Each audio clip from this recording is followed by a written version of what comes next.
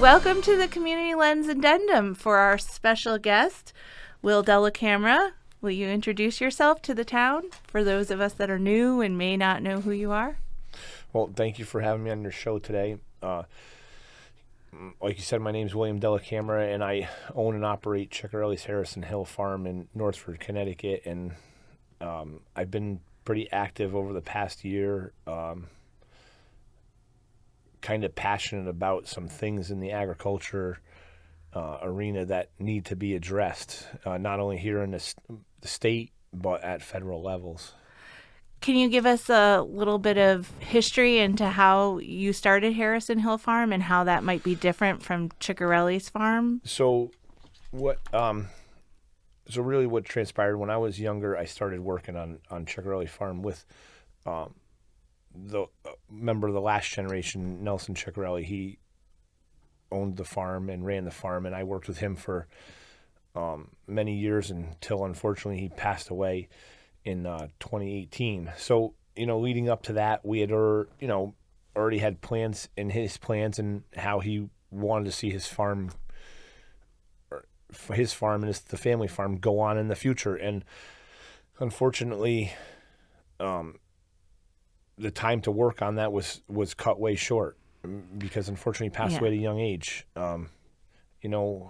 So with that, I took over the farm, and not to separate myself from the farm or any other way. I didn't want to take away, didn't want to name it anything else. So I thought for a short period of time as to what to do. So the Ciccarellis bought the farm originally from a Dr. Harrison that owned a house and stuff like that. So, and looking in some old historic papers, obviously they didn't use street names back in the day. So, I'm going to go up to Harrison Hill, they called it. So I said, why don't I just merge both names together? I wanted to stay kind of cohesive. And, yes. Yeah. So people will ask me, well, why Harrison Hill? Well, if you go look at the like an old map or an old something. Map, yeah. It'll reference Harrison Hill. So that's how I came up with a name. It was, it just seemed to work, and I incorporated all the same colors and designing the name that we had already had once before as Ciccarelli Farm. So it's all kind of, just strings it along. It's still, a family farm. That's what it is. It's what it's always going to be. And that's where you're raising your kids and your family. And... Well, yeah. I mean, any, farm kid is obviously exposed to a lot. They get a lot of education not knowing it. They see a lot of stuff that normal kids don't see. They see, why do you work 16, 18 hours a day? But they respect it at the end of the day. All of them respect that the hard work I've done, and the hard work I've been doing over the past year. Get a lot of downtime on a vegetable farm, though. In the winter, there's not much to do. And then it's like, well, why are you here all the time? Right. Well, what do you want? You tell me I'm never here when I'm not here. Then when I'm here, you say, well, what are you doing here? Well, okay, just go. There's no winning there. There's no middle of the road. So are you purely vegetables? I know you have the strawberries too. Well, yeah. Well, strawberries are kind of an overlapping fruit. You do see on a lot of vegetable farms because,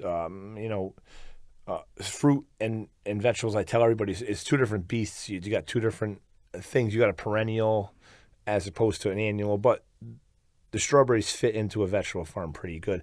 And the other stuff, you get into trees like blueberries or shrubs to the blueberries, and the raspberries are trees. That's a whole different thing. I mean, I'm sure I could learn it easily, but it's not something we ever did. We always did vegetables like, peppers, tomatoes, eggplant, squash, all that stuff, sweet corn. Okay. And so what happened last year that put you on your activism journey? So last year on August 26th in the afternoon, we got a really severe hailstorm, which the people in the area from like Old Post Road, from Dayton Hill, all the way north to about maybe Reed's Gap, in that swath, they understand it because they lived it just so as I did. But the people just south of Northford Center, to them, what happened? It was a sunny day, as far as they knew, because they didn't even get any rain. They got a little bit of wind, and everybody north of that same thing. Well, how bad could have it been? Well, it was bad.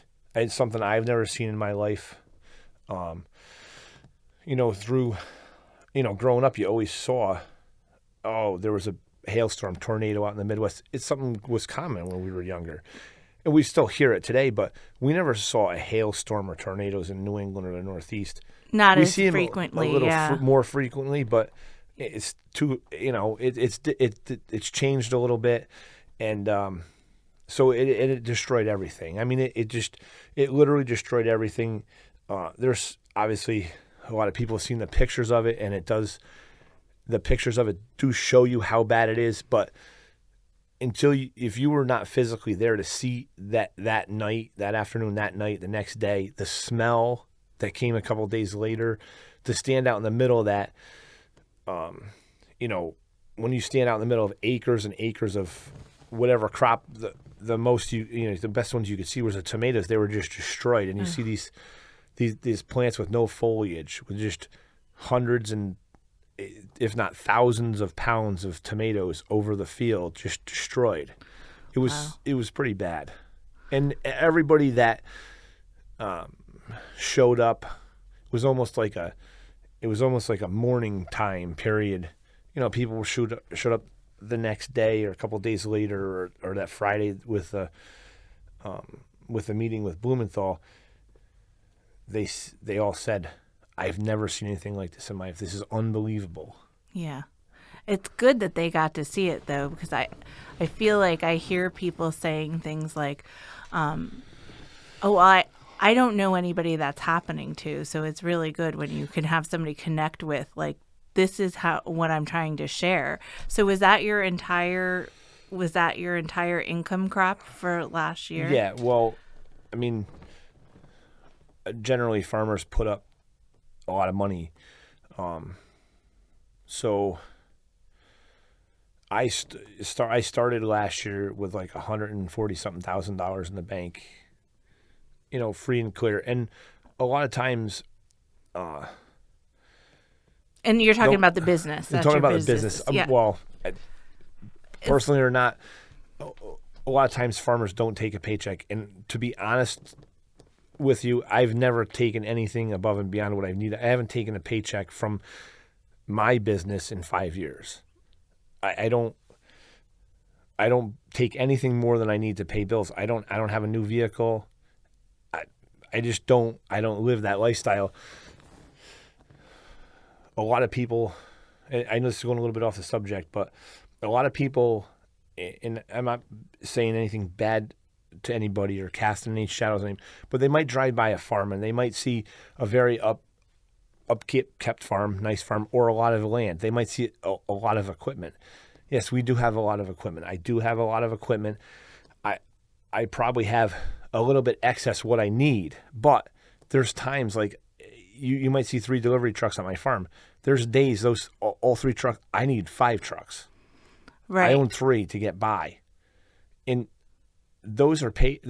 They're paid for. Yes, they're paid for. But I still pay taxes. I still pay everything like everybody else. So, in the equipment, you might see a lot of equipment. Oh, what do you need 4 big tractors for? Well, there's 3 days in the year that I need all 4 those big tractors. Right. I'm thinking to myself, the mess you just described, and I'm thinking you need a lot of machinery to take care of it, or you would need hundreds of people. I mean, either or. So, you might drive by a farm, you see all this equipment, you see all this land, and it does not correlate to anything of income or anything, because we would put money back into our farms before we put clothes on our body sometimes, because that means so much to us. And we have all this equipment, and some of it doesn't get used. And then if you want to stay at the cutting edge of the farm, which we are, with a lot of no-till stuff, a lot of low-till stuff, a lot of very specific equipment, it comes with a big price tag. And even in just over the past 20 years, tractors have gone from, and I have some, I have the documentation of when some of the tractors we bought. The same size tractor went from 1996 from like in the 30,000 range. That we replaced that one in '02. It was in the 40,000 range.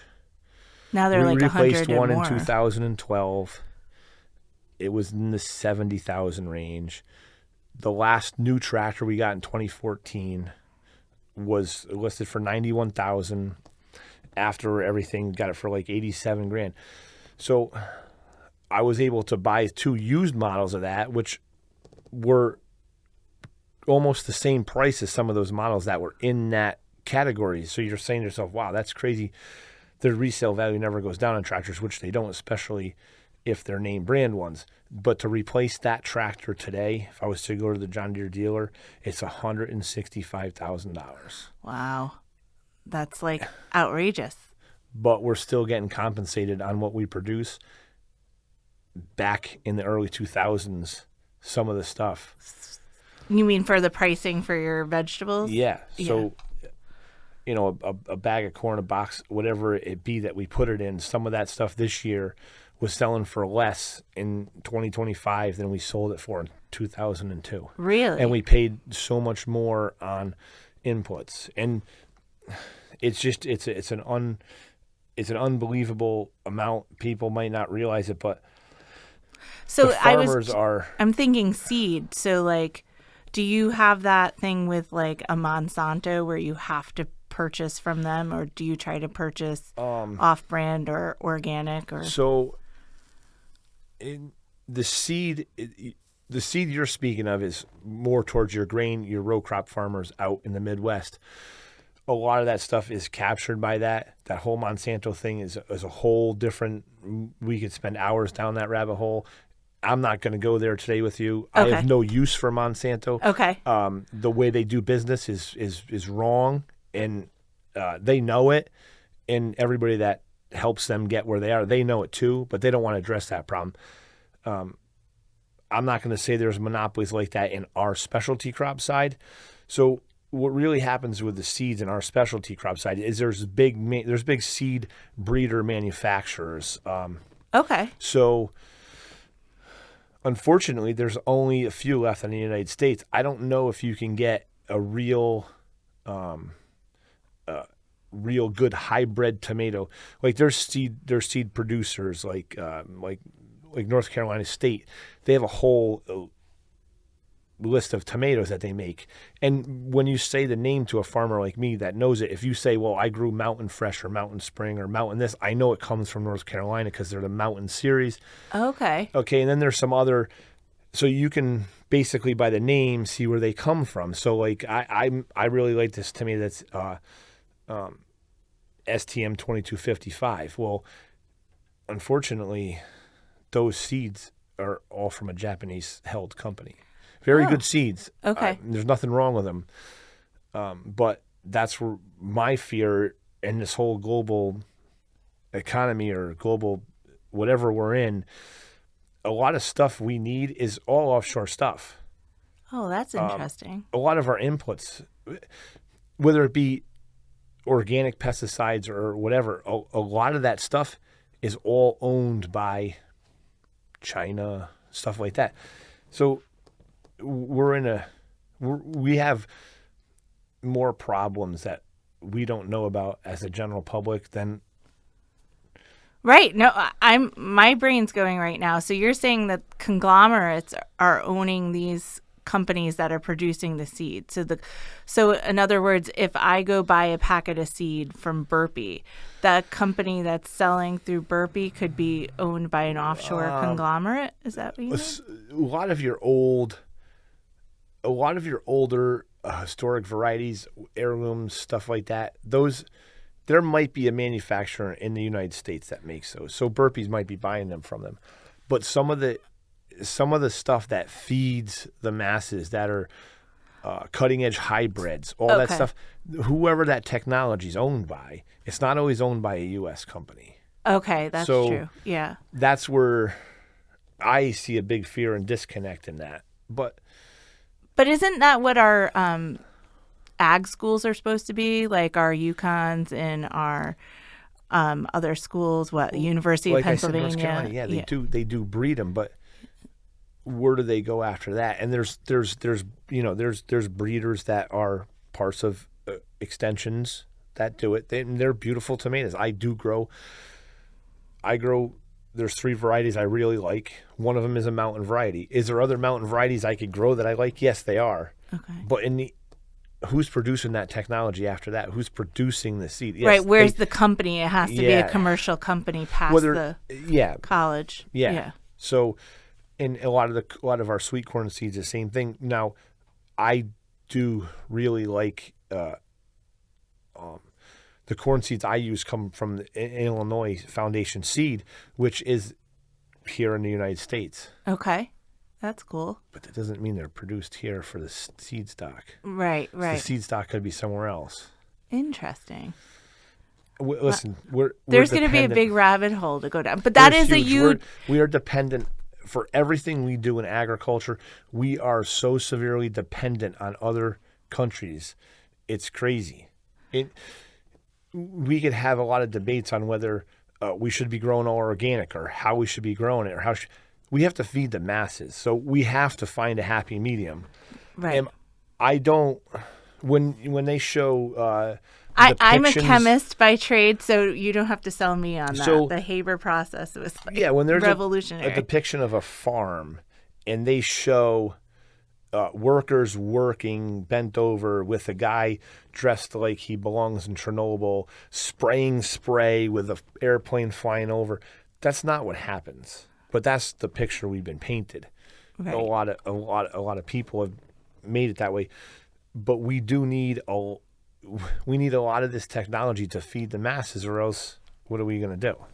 Right. Can you speak to that a little bit? Because I think people get confused about, or at least from conversations that I have, is organic farming versus traditional farming. Like my grandfather used to put, all sorts of stuff on the crop, because if you didn't, you wouldn't have anything left over. The yield to feed the masses would be out there dusting with diazinon or something in your grandmother's pantyhose. That's how they put it out. We just went over the top of the plant with diazinon 2 or 3 times, dusted the whole plant. We don't do that no more. Because people say, it's crop dusters. Dust is out. That was out 50 years ago. Do they still spray stuff? Yes, they do. You're not going to be spraying weed killers out of an airplane. Right. But there's some you probably can. That technology now with drones and stuff, it's necessary. We're not going to get away from it, but how does that affect yield? Like if you had to follow all the rules for organics, do you have less of a yield of sellable produce, I guess? Yes, organics in my lifetime on the farm has made a considerable leaps and bounds to just phenomenal stuff, to the point where a lot of the stuff that a good deal of the stuff that I use is OMRI listed. That's Organic Manufacturer's Registration. And there's actually stuff that I use that the manufacturers don't want to spend the millions of dollars for it could be classified organic, but how do you justify the millions of dollars to get that listed organic? Right. So now we've always been, for a very long time, we follow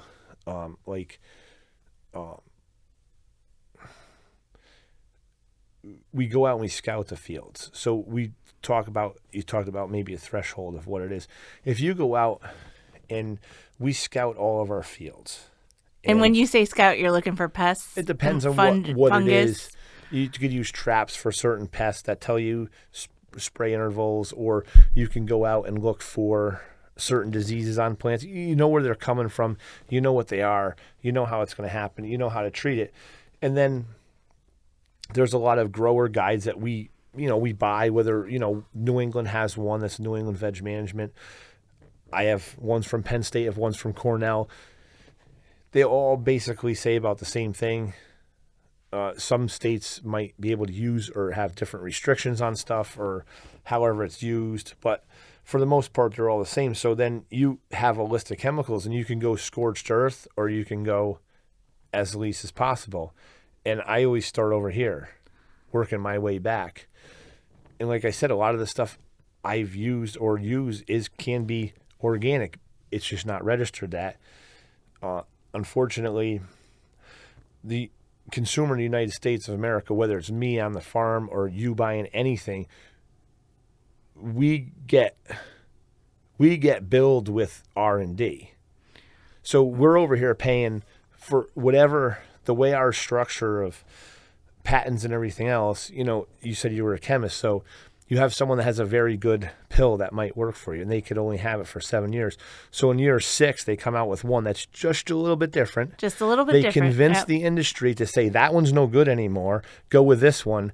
But who pays the R&D? The United States of America. I mean, there's stuff I'm sure right now on the farm that we're paying hundreds, if not thousands of dollars for the ounces or gallons we buy. But you go over to a third world country where these manufacturers know they could only afford this. So in those third world countries, they're not paying for R&D. We are. I see what you you're know saying. What I mean? So yeah. It's unfortunate. And there's a lot of people in all industries that will acknowledge that. Yeah, in the medicine industry, who pays for R&D? The United States of America. In agriculture, who pays for R&D? The United States of America. That same tractor I said was $165,000. What does John Deere do? They might build a tractor that's a little less quality, a little cheaper, but the third world country's not paying the R&D on it. We are. In fairness, though, in a lot of those countries, they have less overhead or less regulation than we have. So I can go into a pharmacy and I could buy myself what I need when I need it. I don't need to go to the doctor first and have a prescription written, so they have a little bit more free trade there. It's a design system. Right? Yeah, yeah. So, yes, they do have free trade, but go back to the seed packages you're getting from Burpee or whoever you're getting them from. A lot of those seeds are produced in those countries you named. India, Pakistan. Our seeds that we grow for our vegetables, that's where they're produced massively for us to buy. And when you say that, that means that they're growing the plants, but they're growing seed plants, basically? Seed plants, yeah. Oh, that's interesting. So for an easy, when you grow corn for seed, when they intermingle the way they want, but when there's males and females, they take the tassels off or cover them so that doesn't interrupt. But those two become the hybrid. Okay. Same thing with everything else. I mean, they pollinate to what they want, and that makes the true version. So if you were to save seed from stuff that was a hybrid, chances are you're going to get a mother or a father. You're not going to ever get that tomato again. Okay. Because the hybridization is 1 and 2 makes 3, but you can't divide. That'll never keep going down. The only stuff that you'll get the true hybrid from is something that you either replant a seed potato, a clove of garlic, or you take a cutting from. You'll keep the true hybrid off that. But once that all stuff goes to seed, it's got to revert to something. Right. Doesn't mean it's reverting to the parents either. It could be something else. Way down the line. Interesting. So that's begging a question for me. So your output in the beginning of the season is to buy all of this seed, whether it's coming from outside the country or inside the country. So the hybrid seed, is that one way you have defense against some of the pests that you have? Because they're making the hybrids for certain reasons, right? Drought tolerance or... So the hybrid seeds, I think for a long time they hybridized most of the stuff for like you said, for defenses to certain things. So one of the ones that really stands out really high on that scale is peppers, because a lot of people, there's a lot of soil-borne and waterborne diseases that attack peppers, whether it be, early on is bacterial leaf spot. Everybody that's going is getting bacterial leaf spot. And then you see on social media, start to see pictures, oh, this happened to my peppers. And then you get 7 responses to that person that these newly formed plant scientists telling on social media what it is. And then Right. then someone says, well, what do I do to help this? And then there's 4 other people that are now self-proclaimed chemists that start to say, well, you get this, that, and the other thing, and you dump it on there. And then sometimes you scratch your head and you say, you really go out and prune them, pull them off. Yeah, go out and pull every leaf off on a bacterial leaf spot infected plant. That's really good. You got all these scars and wounds that the stuff could just attack. Right. So I've done that. Okay, see. So then you got to think about, well, geez, that's probably. So, anyways, you go to a lot of things. There could be a lot of there's a lot of good things to do. Something that one thing that's okay in organics is copper. So people will dump copper all everything. Yeah, it's a natural element, but copper doesn't go anywhere in the ground. Right. Eventually, so the pepper plants have been definitely bred. When you look in there, not so much in the household seed magazines, but if you get into seed, the bigger players, Seedway, Harris, Stokes, the big guys, the big players, and they still have garden varieties, and people do buy from them that are gardeners. But when you get into the pepper section, you'll see things like BLS, and you'll see all the numbers for all the different strains of BLS, and you'll see all the different strains of Phytophthora, or all the different strains of resistance.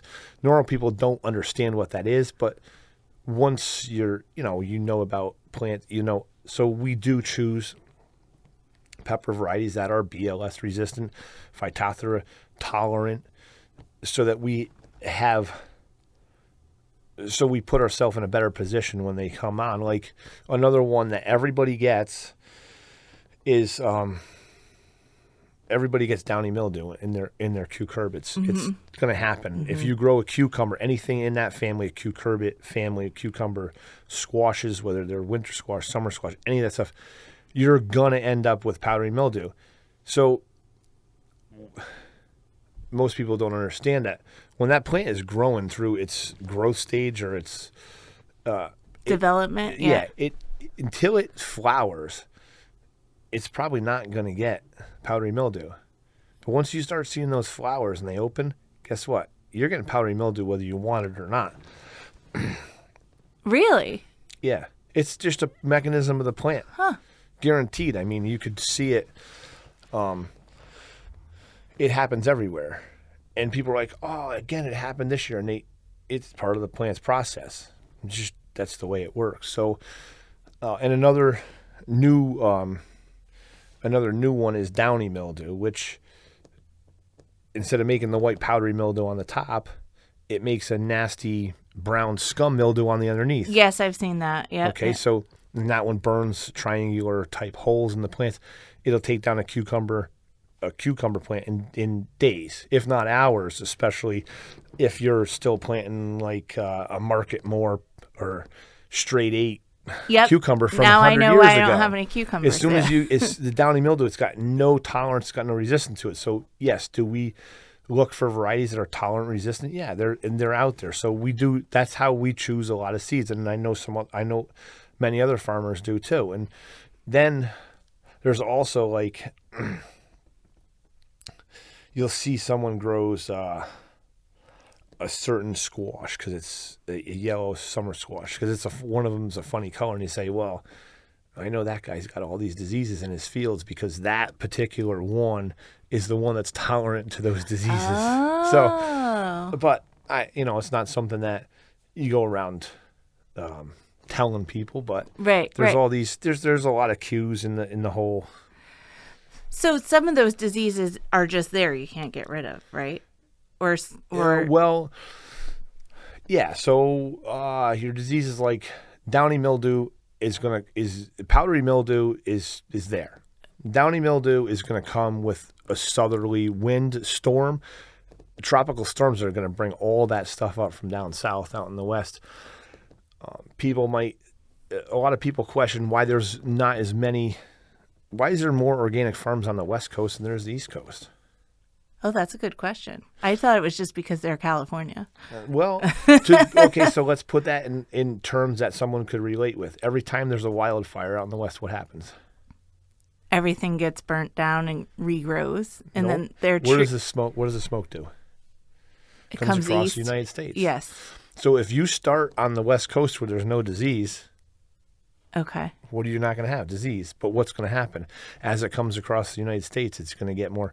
So being in New England, with any of those southerly flowed storms, we're going to get that stuff, especially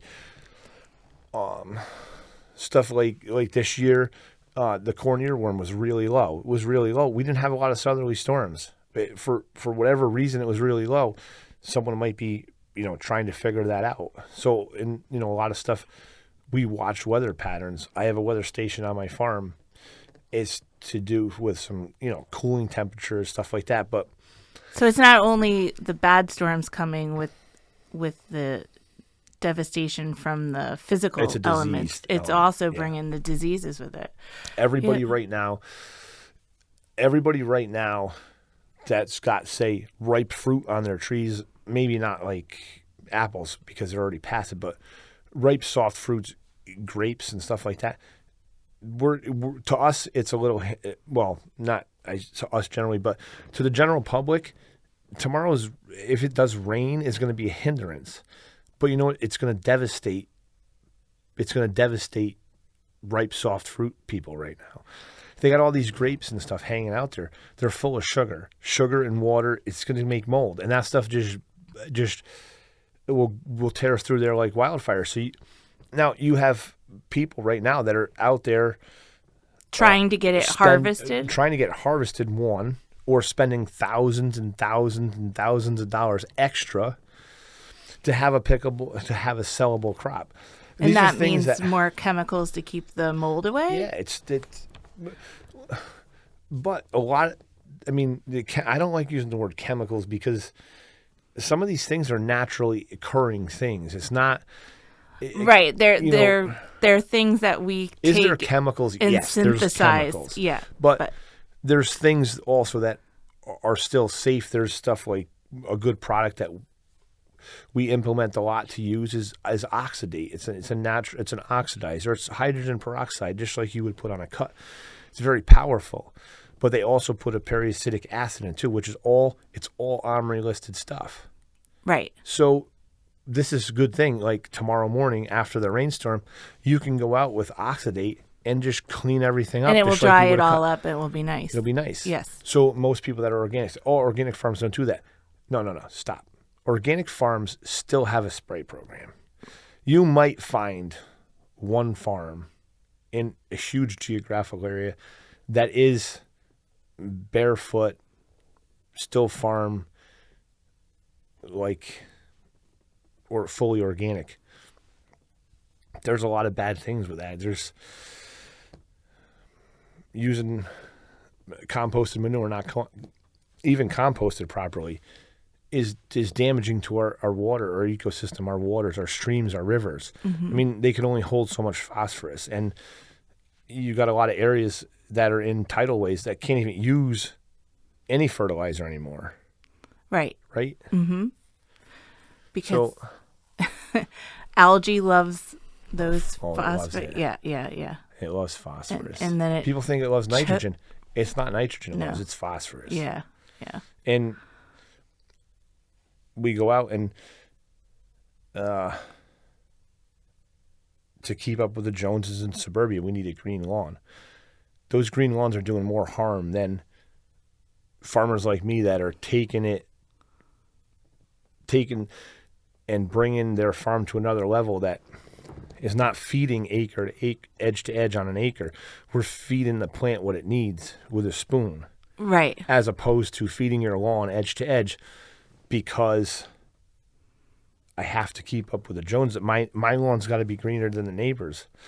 That's all well and good, but don't blame us. Stop blame. There's not many of us left to blame. Your problems are getting worse, and we're getting less. So little math says maybe it's something else that's a problem. Right. Right? Right. I agree. I do not have a grass lawn, actually. I think that one of the people on the North Branford Pride page said that my lawn was terrible because it's all clover. That's what it should be. And it is. It should be clover. And the redder the clover, the closer you could get to crimson with clover, the better off you're doing for everything around you. Oh. It's nitrogen fixing. It'll fix everything. Some things I've done on the farm is I don't plant every row, every field edge to edge anymore. I plant every other row. Okay. Okay. And in between those rows, I've made it so I've customized equipment and bought other equipment that was the right size. In between every row, I plant a mixture of stuff and never really come down with something. That's all I'm going to do. I put in some grass seeds. I put in some clover seeds. I put in some tillage radishes that are big daikon radishes. I put in a mix of stuff, oats, rye, whatever, and I put it between those rows, so I end up with marigolds too. I see a lot of people growing marigolds. I do put marigolds, so okay. That's I have a whole different reason for that. But so you'll see a row of producing vegetables, right? Okay. And then a row of cover cropped area. Now, I mean, that's like there's a whole laundry list of reasons that that's good. I'm fixing nitrogen for the soil with the clover. The other stuff's holding it together. The daikon radish is breaking up the hard pan that's from tillage year after year after year. Yeah, because compact soil's an enemy as well. So the tillage radish is doing that. Some of the oats and the rye will put back a little bit of biomass. But so you're drilling down roots, deep roots. You're bringing water down along those plants. Roots down to where it should be. There's just a ton of things. So now that cover cropped area might stay 2 or 3 years, and then everything gets shifted over. So now I end up with, on top of land that's been somewhat regenerated, not completely because there's no way to grow specialty crops, vegetables, without, on my scale, without moving soil the way I need to move it. But I've come to bring that to a lot less deep rippers, less tillage equipment, less passes. Everything's done. The less passes I can make across the field, the better off I am. So, and we don't do any crossed lot stuff anymore. Everybody heads the same direction in a field every year now. There's grassed places to stop erosion. So everything's been armorized. And some of the reasons why last year hit so hard on me is because I have been, when Nelson was still here, we started to work towards this together. We started with making our cornfields better by bringing on new tillage equipment. And unfortunately, in New England, when we buy equipment, we have to customize it. So it's not off the shelf. Is that because of the rocky till and the type of... No, it's because of the sizes of stuff. Okay. Companies want to make one big... So that I always liked to tinker with stuff, cut stuff up, re-weld stuff. I got a whole machine shop on the farm with every tool you need to do stuff like that. So here we are working our way up, and we always trying to figure out how we're going to do it in the crops that need plastic or drip irrigation. So I didn't stop that I continued that, and I've come up with this plan. And I've had field days on the farm where people come from all over the place to see it, because this is what has to be done. And I'm not the trying irrigation to disparage type? anybody Okay. by the way they farm, but we're getting tremendous rainstorms. It's washing soil away. It's hard to rebuild that. We don't have the rebuildability of having like manure. Years ago, a lot of people spread manure. That brings up your organic matter. We don't have that anymore. So everything we take off the soil, we need to put back. And to see these fields tilled from edge to edge, and then a massive rainstorm come along, and we got rolling hills, and the topsoil is running to the bottom. I didn't like that anymore. There was times when, I'll admit it, that there was mud actually running down Old Post Road. It ran across people's lawns, and it impacted the waterways. I didn't want that anymore, so I tried to devise a plan. I got some help from the USDA. We reoriented rows. We made swales, and I went above and beyond what they wanted by doing this every other row to keep the fields. Well, that's a great idea. So it keeps the erosion down because soil losses. The fields. Yeah. Everything is mapped out. Some of them have contours.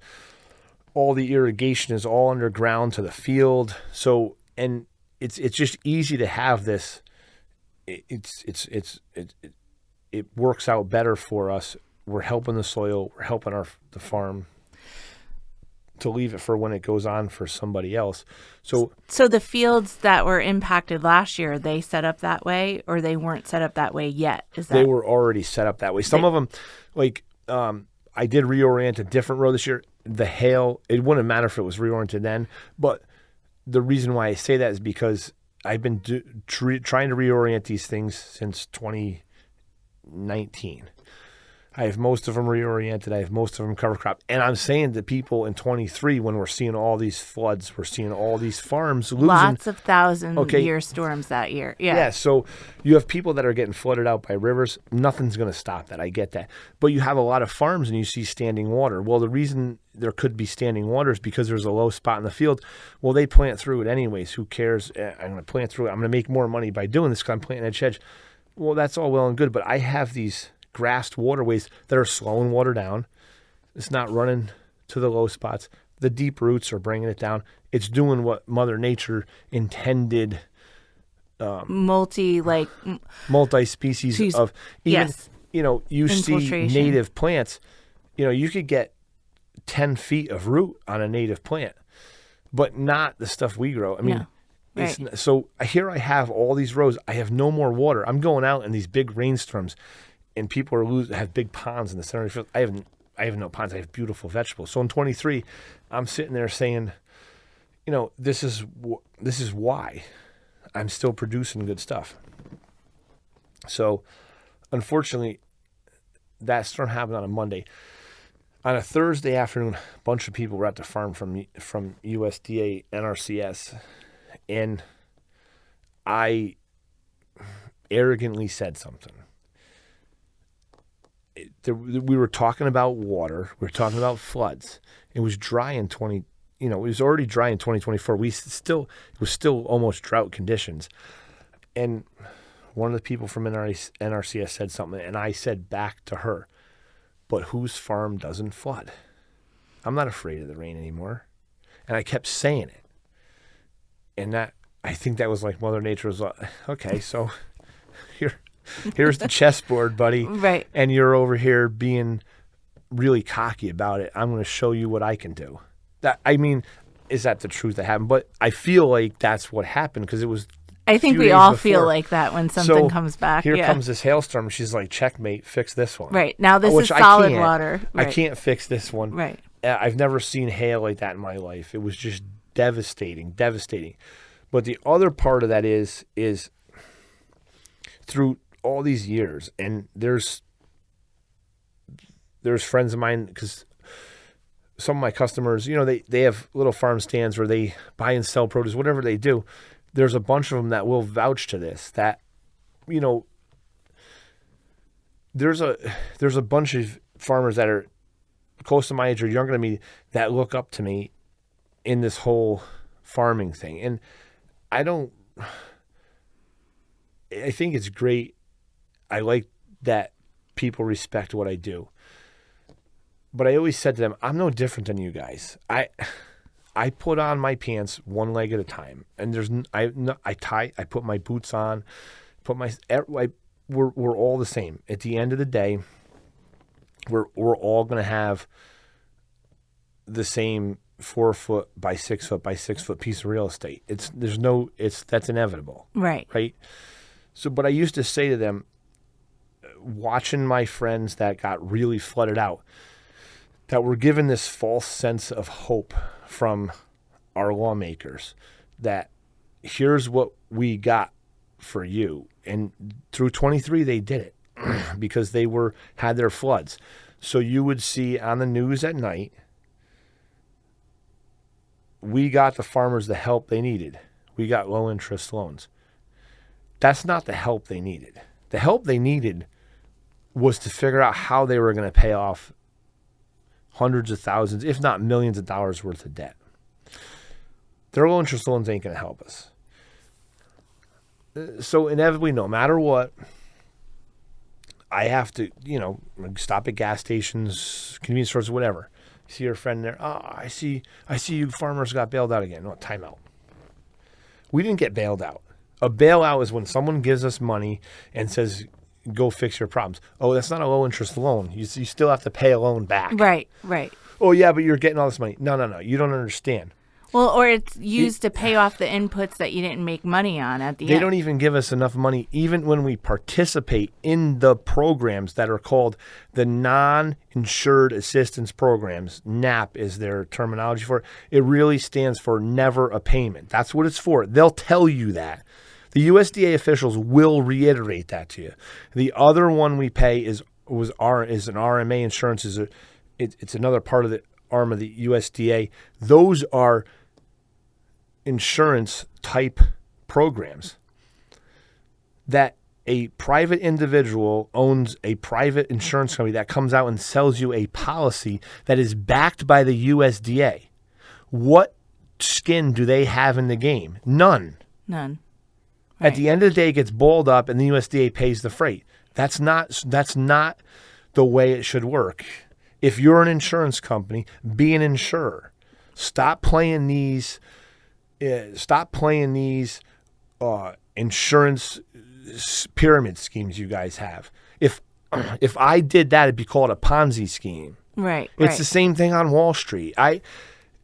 As a farmer, I'm done. I'm just completely put out and done with these people that do this.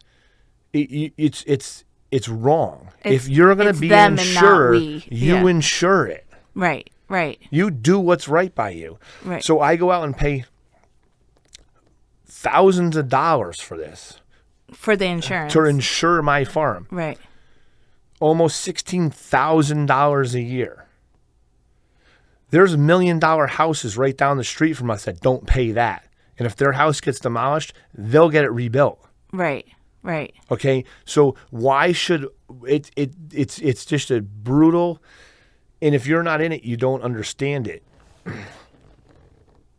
Need to be educated that I spent $16,000 in the growing year 24 to be covered. Told that if you do this, this will make you whole. It didn't make me whole. Right. And I watched my friends the year before lose their stuff. I watched a lot of farmers lose stuff that didn't even participate in these programs. And I don't care that they didn't participate in these programs. They didn't participate in them for reasons unknown to me. Right. But probably because some of them didn't have the money to afford it. These are the people that are feeding our country. They're feeding our neighbors. They're putting their life on the line. Every dollar they got to grow stuff. Right. And it's if something food. happens, they should be paid for that. It's food. It's necessary. The farmers that go out, and I, as well as other farms around here, pay those enormous premiums, but only to be told at the end of the day, oh, we have a payment cap of this. Oh, you didn't harvest enough of that, so we're taking an unharvested factor of 66% of what I should have got off the top. That's crazy. I should have got almost $84,000 for the winter squash I grew last year. I got $7,000. Oh, this my is God. the problem that people don't understand. These programs are broken. I knew that. In 23, I knew they were broken. In 22, I knew they were broken.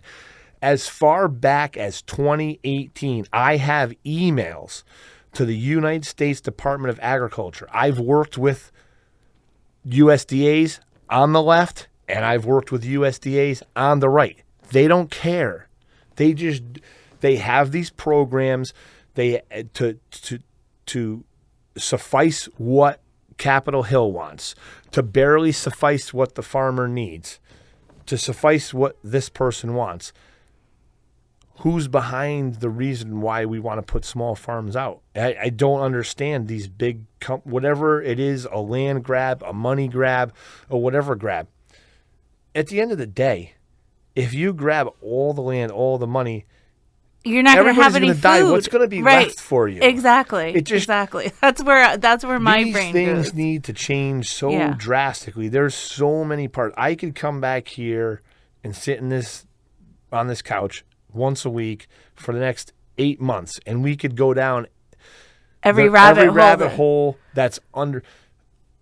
So, if you had one way to fix it, and you can just walk in there and say, "This is what I want, this is what I need, and this is how we're going to do it," what would that be? First off, let's back that up. It's not me saying what I want. Well, no, but I mean, it's what we want. We want as farmers. Like, this is what my industry needs. This is what but what do we go? I went down there as a lone wolf. I did it on my own. We have organizations there, and there's a meeting tonight, a Farm Bureau meeting. They could only do so much because you have members like me that want you to do everything, but you have members that want to be conservative too because you may feel you may have too much on the line to lose as one time. But if you're going to lose the whole industry, what are you going to lose? Like, I'm in a no-win situation, and that's why I'm being boisterous about all this. I have zero use for a lot of these so-called organizations right now, whether it's the American Farm Bureau. They have, first and foremost, what they have in their mind to protect is their salary from what we pay them. We pay them to represent us. Right. But Mr. Zippy Duval wants to protect his $850,000 a year salary. That's outrageous. What do we do here? Right. Right. And I've really become close friends with a guy named Dave Center that was in charge. He's with Farm Aid, right? Him and Willie Nelson were the reason for Farm Aid. He's part of the American Ag Movement. The guys that drove tractors there in '79. This guy's like, he's gotten so much energy from what I've done. He's called me on the phone and said, "I can't believe someone your generation is doing this. We need to do this." Anything this guy says, he's spot on.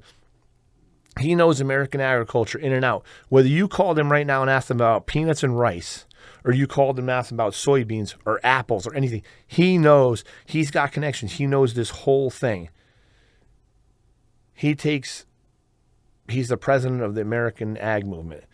He gets a stipend of $750 a year. That man's done more for American agriculture than these guys making multiple millions of dollars a year. Then they get all this money. They get USDA funds, checkoffs, all this other stuff. If there's so much going on right now that some of the industry supposed people that are supposed to be advocating for it are destroying it. Right. Well, you hit the nail on the head. We've hit this pivot point where it's more about the me than the we. And so there's a lot of organizations that are very top heavy and protective rather than worrying about their memberships and what they need. Yeah. I'm the lone wolf. I did it on my own. Right. A kid I really didn't even know him. He started a GoFundMe for the whole thing. Was it for the loss or was it for what I was doing? You didn't know. I don't know. You went with it. But I went with it. Yeah, that was awesome. And when I left, when I started the crusade 3 days before Blumenthal came to my farm, when Blumenthal was at my farm, I reiterate, I said it down when I was in Southbury, the first meeting. I turned around to them. I said, this isn't about me. This is about us. Right. Because as much as you want to believe these people sit behind me, you ain't getting nothing. A grant, you're going to wait forever. We're going to be out of business. A loan is going to be even worse because you got to repay it. Right, right. And low interest man, I just lost everything I put up everything I put up on the line to try to feed people. And you're going to tell me now I got to pay low interest pay off my bills. Right. And it's even, and if you look in the past, we've bailed out banks, we've bailed out all these people. Why can't we bail? It's not bailing out, but why can't we have a sustainable program for farmers when we have climate change and you guys are getting hit? That was exactly what was said when I was in D.C. You know, when I left on my little crusade to go to D.C., I didn't have nothing. I lost. All I had was I had support from my family, I had support from my friends and my other fellow farmers. I was $650,000 in the hole that day, and I got in my tractor and I just drove down to D.C. And you know, there's a lot of people that helped me along the way. There's individuals that went well out of their way to help me. But I did this for everybody. I didn't do it for myself. I didn't go down there and say, I want the money for me. I want the money for us. Right. And that's what I told them. The program changed. And when I was in one of those meetings behind closed doors, exactly what you just said, and there was a lot of expletives. Why are we bailing them out? Why are we bailing the banks out? Why are we bailing Wall Street out? Why are we bailing the auto industry out? Right. Because... For what reason? Right. You and me. What good is your Right. What good is your fancy car going to do you? Nothing. When you're hungry. Right. Exactly. You need to be hungry. Exactly. I've told people in my life, I've never been hungry. My parents made sure that me and my brother never went hungry for a lot of things. For what children should have. Did they face rough times? Yes, I'm sure they did. And I'm sure there's none I don't even know about. I don't need to know about that. But we need to get back to that. That's gone from us. Everything is about me and my. It's done. Right. And I never. You went to North Branford schools. Mm-hmm. You think I just got to go back to some teachers that I didn't even listen to. Mr. Votto. Yes. He tried to teach every one of us the structure of the U.S. government. Right. I used to sleep through that class. I actually got him for math. So this guy, he's still running for Board of Ed in Wallingford. Yep. He taught all of us, me, you, everybody we went to school with, and he was passionate about how the government was structured. Yes. But and it only works if you participate. Not enough of us listened. I'm going to tell you, for a long time I didn't listen. But none of us He was trying to help us. Then you get to high school, you get Mr. Schuler. I didn't have Mr. You didn't have Schuler. him either? I had Mr. Fapiano. But still another good teacher. Yes. That tried to teach us about all this stuff. And Absolutely. we come to forget about it. Yes. We've all come to... All we want to do is yell. Or Mr. Prather. Mr. Prather with his Mongo soccer wagon. Yeah, they taught But us he how taught to you how to save and how to drive in parallel park. Yes. And a lot of people didn't listen in that parallel parking and driving class, I can tell you that. But still, I mean, these are all things. And did I... When I was 15, 16, 17, 18, I didn't think at 45 I'd be doing this, but I'm doing it. And we got to change this whole thing. I didn't do, and you know, the money, so I go to D.C., a lot of experts, I don't know what I'm going to get, you know. And then D.C. followed you back, right? Because then you had another press conference at the Mill Pond. all of our congressional lawmakers, representatives, senators, they were there. They didn't have to be there. Right. They came to a meeting that was called by one of them. And after the meeting's over, I walk out and an aide to another representative is there and says, I got to ask you a question. What's going on? What did you do? What happened? I don't understand. I said, well, what are you talking about? I don't understand what you're asking me. Right. He said, well, you were here yesterday and you walked in this building with people from the USDA. You walked in here, you walked upstairs, you went into Rosa DeLaura's office. You guys were in there, you came out.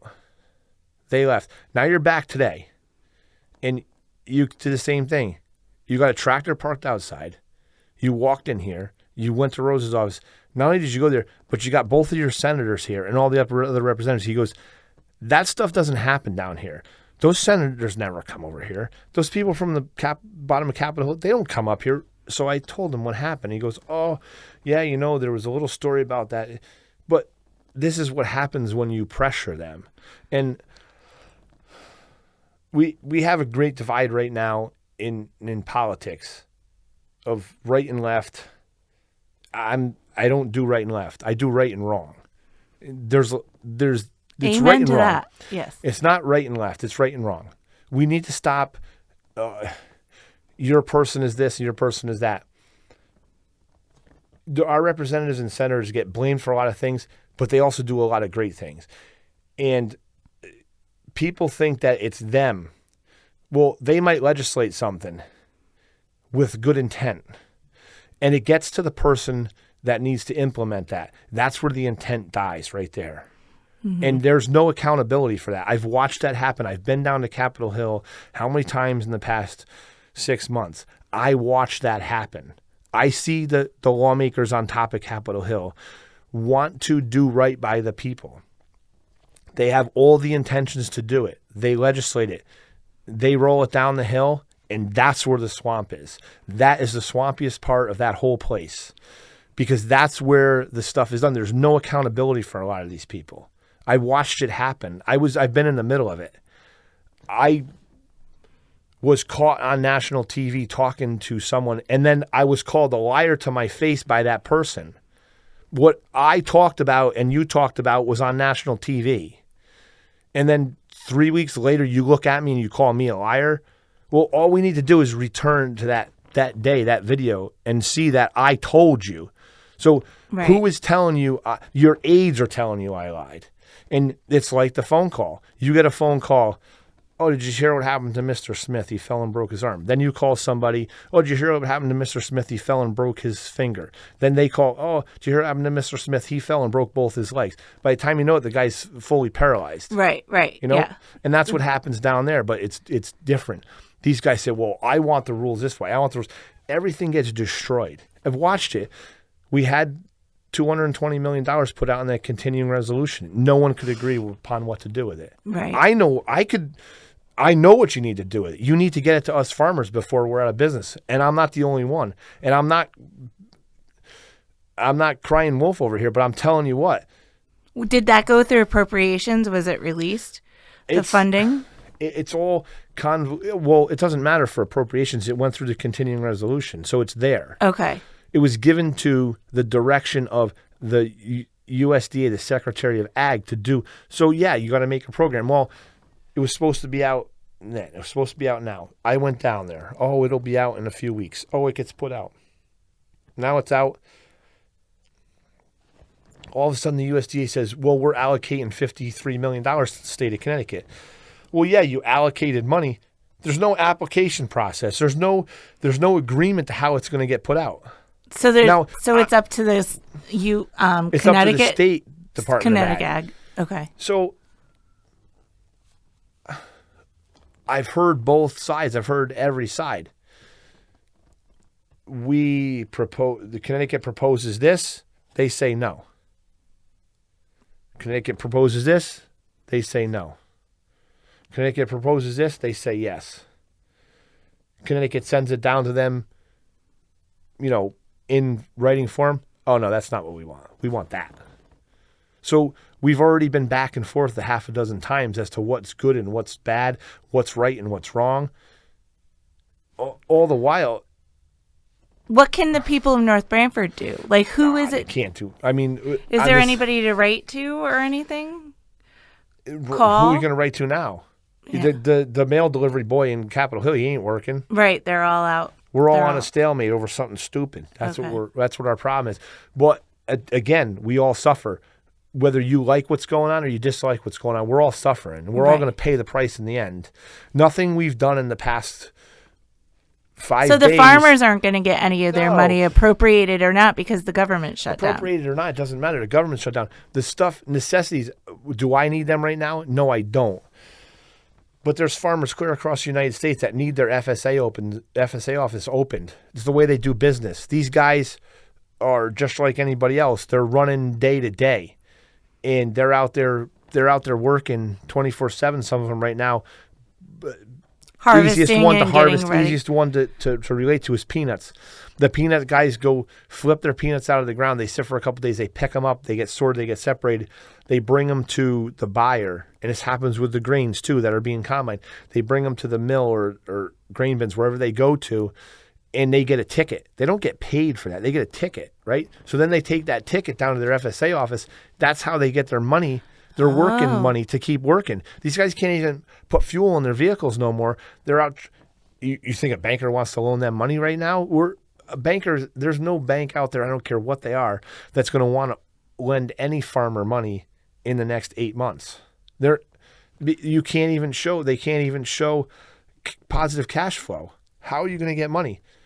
I mean, we want to bicker over whether the right is right or the left is right or fight. We're in more severe issues than us fighting with our neighbor because I want to fly this flag and you want to fly that flag. Right. Fly whatever flag you want. Fly whatever flag you want. Let's fix the problems. Exactly, and participate in it's this awful. talk. And if you're not going to participate, participation goes beyond voting too, just so you know. Right, There's a lot testifying, of stuff writing letters, and calling. listen, was I oblivious to that for a long time? Mm-hmm. I knew about testifying in Hartford. Mm-hmm. I knew you did that. I've done it before prior to this, but now I do it passionately. Yeah. This is it. That's you're the rest of your life. If you want to debate it on social media, then debate it on social media. But if you're not going to get your ass up in gear and go to the state capitol, right, or go work with some buddy that's going to advocate for you properly, guess what? This stuff is over with. Right. We're on such a bad path. No matter who you are, what you do, or what you say, it's not good. And to blame it on one person or the other is not right. Don't go blaming our North Branford budget problems on those 9 people sitting on that board. Right. A lot of that is out of their hands. Right. Where are you besides voting day? Right. Where are you besides the day you're on whatever you do? You need to participate a little deeper. Those 9 people, there's decisions that need to be made. There's a lot of services that need to be done. You can't blame that on them. You can't blame everything on the people in the government, but at the same time, like the anger that there is, I hear, everybody's angry. Everybody wants to blame it on something. And for a long time, even in like 2012 and stuff, I would be like, stop voting for incumbents. If you're so angry, when you go to the polls, if you make it to the polls, because a lot of people don't go to the polls, they just like to complain. But when you go to the polls, have some courage to vote for somebody that's not the incumbent, because we end up in these positions too, like our old senators. Like, how long was Dodd there? Like 35 years? Well, if he was aggravating you, then you should have voted for somebody else. Do you know what I mean? Yeah, I get what you mean. And I was 18 maybe. I watched how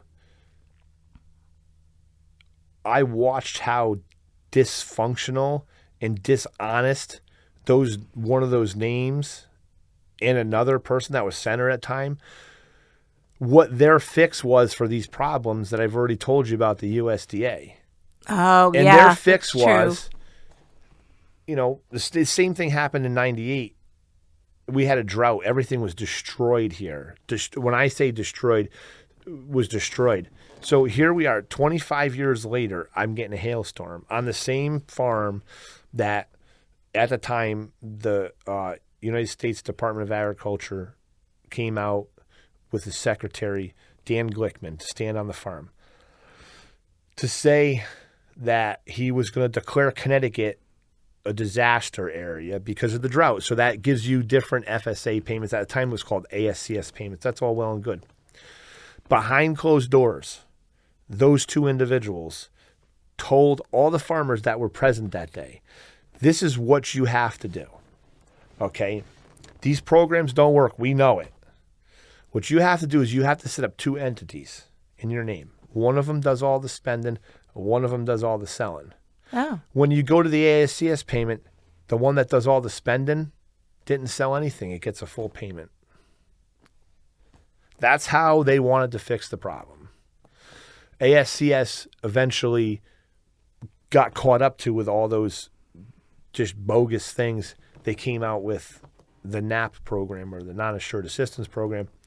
They tried to streamline it, but now I see why there's got to be checks and balances. I get the whole double dipping and all that stuff, but I also feel crazy. like with a lot of programs, I always hear people also, well, people take advantage of all these things and there's all these people doing it. And I'm like, I think what happens is the negatives always get blown up, and it leaves everybody who's trying to do the right thing feeling like they're, behind the. I know that. But if you wanted to sum up, what can North Branford do? Support your programs. Do you have any other things coming up in this season that you want to let people know about? So all of the farms that we have in our town, doesn't matter where they are. We have farms that do just Christmas trees. We have farms that do vegetables, fruits and vegetables. We have farms that do flowers.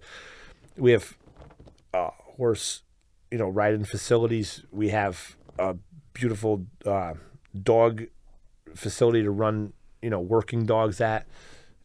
Stuff's still agriculture. Everybody needs to support that as much as they can. And with that, a lot of us farms are having to do other activities, so I have started to work towards having a corn maze and, pumpkins and some fall activity stuff. It's not, I'm still just coming out of the gate. Everyone's already ahead of me. So it's not really big, but hopefully we can get there someday, but I need the support. We have a haunted walkthrough on the farm now. You could support that way. I see some of the other farmers are, doing some activities. So we have to look for new avenues to make money all the time. So I grow a lot of tomatoes. I take a lot of those tomatoes to be processed. So I have you've been crushed making tomatoes. salsa, right? I have salsa, and now I have a Bloody Mary mix. So I have these 3 products that I could sell throughout the winter, which I do sell them. They're in stores around town. So that's really where it's got to be. Buy local and buy support. Local. I know. You know what? I see it all the time on social media. We have all of our little groups, whether it's the few groups we have in North Branford or other towns, communities, whatever, however they name it. And inevitably, I can't say once a day, but more than once a week, it's you get someone on there that says, where can I get the cheapest? Right. Okay. Right. You know what? You get that cheapest, that's great. That's all well and good. You go to the big box store, that's all well and good. You know what? Have we learned anything about the big box store? What did we do? Everybody in North Branford put their eggs in Rite Aid's basket. Where are they now? They're gone. I know, they're completely gone. Yeah. So if you think that huge company cares about you in any way, shape, or form, they don't. No. They don't care at all. I think in North Branford we do have we have some, national companies but they do care about the community. Right. And we just lost Agway too, so we just lost. There you go. Yeah. But you know what? Please don't say, where can I get it cheaper? Don't run somewhere else to get that. I know it gets out of the agriculture. You need something from a hardware store? Please don't go to Home Depot. Right. Go see. I go to Earl's first. You go in there, they acknowledge you. They're people we've grown up in town with. Right. That's the best thing we could have. Now, it would be, if he could carry, he still carries birdseed and stuff. Oh, yeah, he carries everything you need. And I'm sure he'll order it for you if you want it. If he can't get it, he'll order it. But we're going to have a big hole without having Agway. Is there someone to do that? Not yet. To fill that position? There's not. But you know what? We have all the farms that they aggregated the stuff there. You got you got the Diglios and the DiFrancescos that have some of the best, if not the best, products you can buy right here on Route 22. Right. Right. And if you don't get it at one, you can probably get it at the other, and you could walk from one to the other. Absolutely. So what we need to get outside of that, we didn't 100% need. Is it a shame that they went out of business? Yes. But you know what? That store in North Branford that held them up with the hay and the people that made the hay and the straw, they're from North. Their farm's right there on Route 22. You can get it all right there. Right. The only thing you're missing is the bird seed and the dog food and the dog toys. Everything else you can get from those guys. And everything else you can get in town, too. Yeah, you could go to Earl's for the bird seed. I know he has dog toys, but I don't think he has dog food. But you could go to Big Y. You got, and Big Y has given back to our town. Yeah. I'm not going to say every time they're asked to donate, do they donate? But I've seen them have, stuff, the police cruiser out there. They do engage in the community. These are the people we need to go to. We really don't. We need to support who we have in town, and you support who we have in town. That's going to be a lot better. Like gas stations, we have everything we need right here in North Branford. We can survive. The one thing we do have in North Branford, which we could say we have, we may not have a big orchard, but we have some orchards. We have some orchards, but if people knew what got produced in our town, it's phenomenal. We have one dairy farm left. Wish we had more. Miss the dairy farms, yeah. There's towns that don't have any dairy farms. Right. Any vegetable farms, any fruit, any orchards. They don't have anything. They don't even have, there's towns that are deserts for that stuff. We're lucky we still have it, so let's embrace what we have. Absolutely. And, there's only a few of us left. If we have to stop this bleed because you hear, if our town gets bigger. Listen, our town's big enough. Not one more house is going to make our tax base any better. No. They make them worse. Who's going to make the tax base better? Keeping us farmers farming. Right. That's what's going to make your tax base better. So I think we're big enough. I think we got what we need. We just need to figure out how we're going to raise ourselves. The only thing we don't have, we have Wallingford Electric on the north side, but we don't have that little bit of electrical. We don't produce our own electric. Yeah, we don't produce our own electric, which many towns don't. But the only two things I see in our town that I wish was bigger was our public water and sewer. That's a lot of people, but we also don't have our own sewage pump station. But we don't need that because it does go out of town. At this point, it's probably better off that it does go that way. But we should have encouraged infrastructure a little more.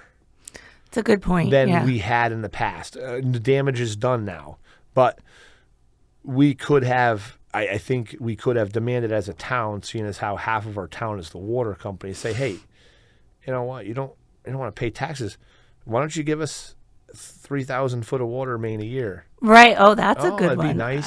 But no, that ship already sailed on that. Some of the other things, and they're minute things, is you drive into some of these neighborhoods that are like cul-de-sacs, and they got